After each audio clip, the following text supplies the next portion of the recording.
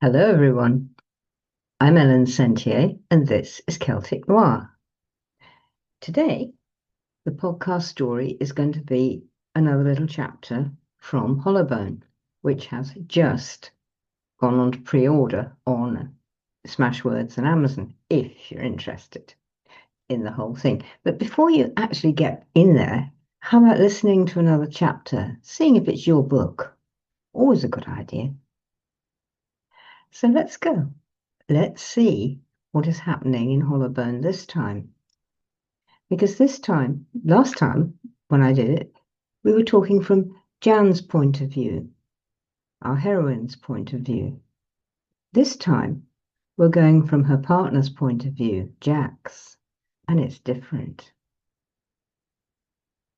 So, let's go. Jack and the bridge. Silver and silence. In the soft morning twilight, the sun slid over the mountain and up. Jack stopped, breathing softly, looking up at the mountain as it stood up black against the dark silver sky. Its crest made him think of a dragon turned to stone, lying along the top, where the dragon's head would be. Flames of mist smoked up. Dragon's breath, he muttered, watching the mist snake down from the pesh into the chestnut trees that clothed the mountainside, covering them in an inversion. He shook his head and struck out again. At first, the going was easy, scrub woods each side the path, trees full of dawn bird song, and the power of the land rising up through his boots, helping him on.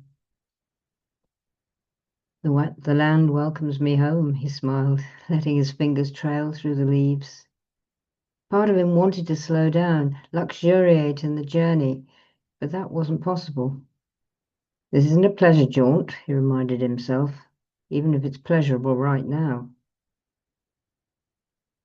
His way led up through the garrigue, fragrant in the morning dampness, the path strewn with the tracks of deer, fox, and the wide claws of badger.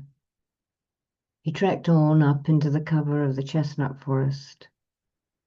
Now, up ahead, the sound of water reached his ears. There'd been no water this way last time he'd come, but as he topped the rise, began down a gentle slope, there was a bridge. A fairy bridge. A delicate span of stone arched across a wide gap in the track, narrow, no parapets, not even a rail. He came closer. Now he could see the water as it tumbled 50 foot down a sharp cliff to fall a further 50 foot below the bridge into a deep crevasse. Where was he? He wasn't where he thought he was at all. Almost the opposite direction if the bridge was the one he thought it was. But its fairy arch called him. Warily, he sidled closer for a better look into the rocky depths. The dawning sun peered over the shoulder of the mountain, sending shafts of light into the waterfall to make flashing rainbows. Jack squinted up at the mountain. It wasn't the same mountain now, either, but it called to him. I know you want me, he muttered. I'm coming. I just hope I'm up to the job. Was he to cross the bridge? It seemed likely. No other way up to the peak presented itself, but the mere thought terrified him. He needed a break, parked his butt on a soft patch of grass. Something slithered out from under the scrubby bush beside where he sat. Something long and slender. It glided out and headed for his hand. He held still. The snake's pale, greyish-brown body had an orange tint and a darker zigzag markings down its back. It stared up at him out of vertical slit pupils. What? He whispered. What do you want of me? The snake slithered nearer, twined itself round his wrist, its head resting on the back of his hand, and lay there warming itself in the sun. Jack smiled, delighted. Overhead, A raven gave a harsh cronk and stooped vertically, dived under the bridge, and came back up, circled him, carking loudly. The snake lifted its head, stared up at the bird, and then, all of a sudden, it bit Jack's hand. The pain stopped his breath. He gave a strangled squeak. "What was that for?" he managed, peering down at the snake, still wound round his wrist. It gave him no answer. His vision flickered, began to swim. Everything flowed into everything like the beginning of an acid trip. The snake smoothed its chin against the wound, licked it with the forked tongue, and then slithered off into the bushes. Jack sat there, woozy, eyes unable to stay still. His feet felt at least a mile away from his head, and he began to giggle. It's like Alice in Wonderland, he thought. Her head had been miles from her feet when she ate that mushroom. What was it she said? Something about writing a letter? Yes, that was it. Addressed to Alice's right foot, Esquire, hearthrug, near the fender. That's how it went. It struck him as exquisitely funny, so he went off into paroxysm of giggles. And he stopped suddenly, and he sat perfectly still there on the grass, and gradually the queasy feeling stopped. He was able to move his eyes without feeling sick every time his vision slid from extreme to wide angle, down to microfocus and back again. And that was supposed to happen, he told himself. The snake was supposed to bite me. I'm supposed to be tripping. His forebrain knew that, knew he was quite lucid and awake and fully in control, but his instinct bones told him he was completely off his head. He tried moving his arms, then his legs.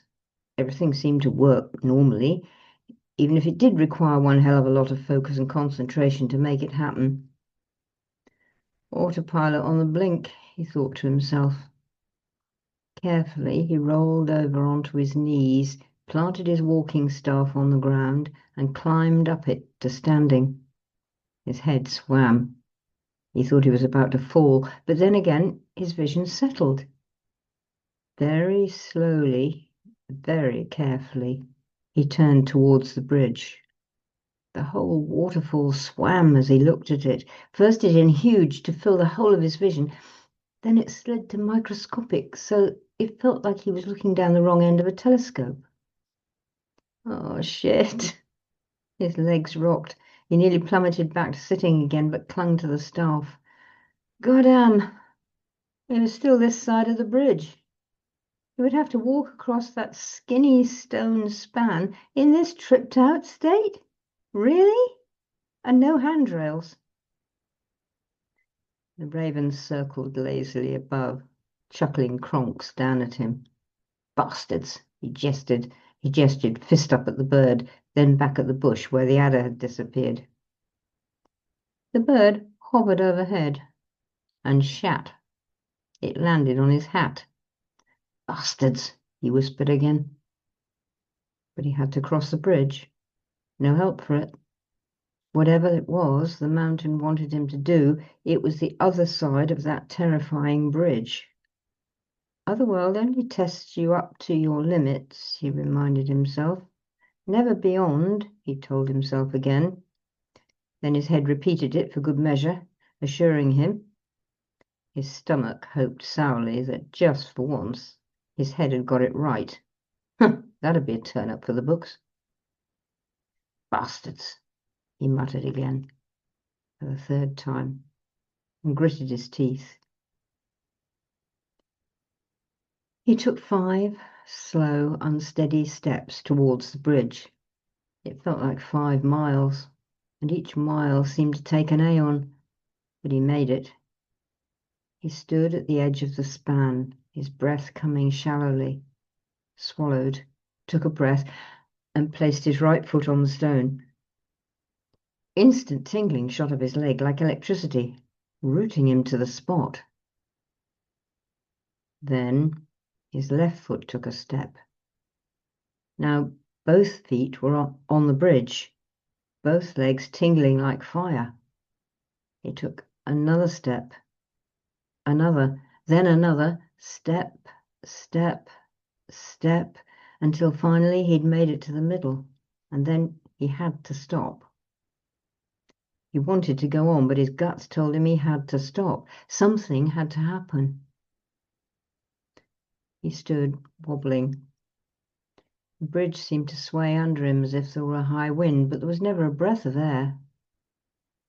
Bridges do that, the clever part of Jack's brain reminded him. It's part of how they stay up. That didn't help at all.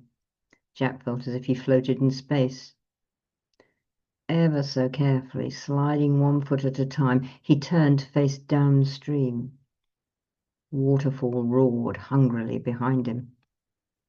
Stretching one hand over the river as it flowed away from him, he whispered, I let go of everything in my life that's past its sell-by date. I give it all to the waters. Let me be empty of all I no longer need.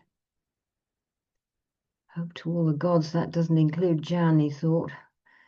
But he could really feel himself emptying, feelings and thoughts all flowing out of him down into the water below, and everything began to sparkle. He watched the flashing stream taking all his past as atoms and particles back to the ocean, no longer part of him, all of it ready to become something new. Carefully, he revolved, so he now faced upstream. The fall flashed down the cliff like a skein of white blonde hair. He lifted his eyes to the top and found he could see every minute drop of water, every stem of grass, every single thing stood out individually, and his eyes could see them. And yet, at the same time, he still saw it all as one great living spread of garrigue and waterfall. It took his breath away.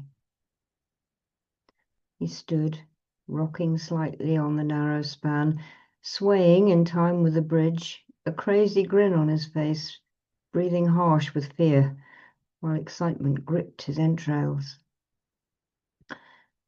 Give me what I need for the future, he called, reaching both arms out into the cascade.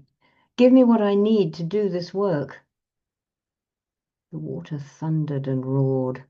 His whole body tingled and sang with its energy. Its song effervesced through him like sparkling wine, made him want to sing. Slowly, the rush died down, and he was back in his usual self. All the trippy feelings gone. No longer spaced out, but clear-headed, standing calmly on the bridge. Silently, he thanked Otherworld and crossed over to the other side of the path up the mountain. Overhead, the raven screamed, applauding his triumph as it swooped over him. Something inside Jack answered silently, joyfully. He stepped out on the mountain path, and it felt good. That was proper asking, proper working with Otherworld. None of my usual quibbling, doubts, and prevarication. I just did it, he laughed.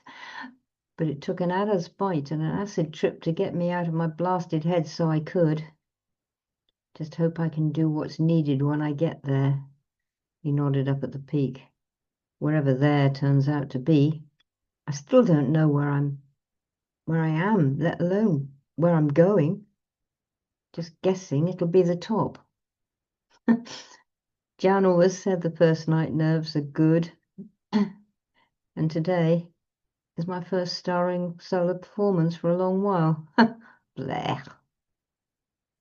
He shook his head, pushing the thoughts away, focused on body sensations and sucked in breath. The land's energy threads flowed up through his boots like a high-pressure water main, filling him with energy, so he took off running. 100 yards up, he stopped at a wee plateau, leaned his back on a lone birch tree at its center, and looked down the way he had come. The valley steamed below, along the watercourse, like a smoke dragon, with the sun sparkling along its crest. A dragon below and a dragon above, he whispered. The land, his own land, his terroir, thrilled him through and through. When was the last time he'd felt like this? Years back, before I ran away to London.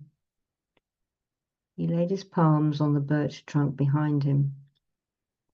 New beginnings? He asked it. Are you my new beginnings?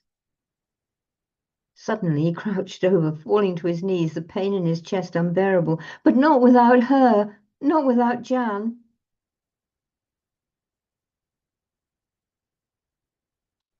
So there you are. Jack, left in a state, going somewhere, doesn't know where.